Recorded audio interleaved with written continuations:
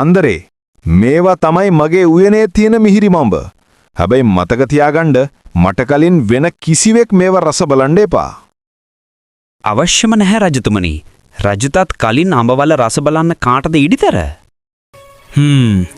අඹ ගෙඩියක රස බැලුවාට රජතුමා කෝප ගන්නේ නැති වෙයි.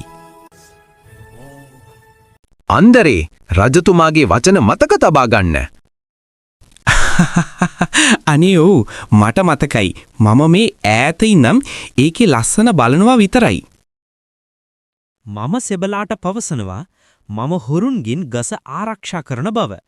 ඒ අතරේ මම ගෙඩියක රස බලනවා. අන්දරේ මේ රෑ මොකද මෙතන කරන්නේ? කිසිම හොරෙක් එතුමාගේ අඹගෙඩිය අත නොතබන බවට සහතික වෙන්න රජතුමා මට කිව්වා. අන්ද්‍රේ අද ඉඳන් මගේ හැම පළතුරක්ම මුලින්ම රස බලන්නේ ඔබයි. මොකද ඔබ ඒව රස බලන්න හරිම උනන්දුවක් දක්වන බව පෙනෙයි. ඔබ වහන්සේගේ අනපරිදිම රජතුමනි මෙය නම් මිහිරි යුතුයකමක්.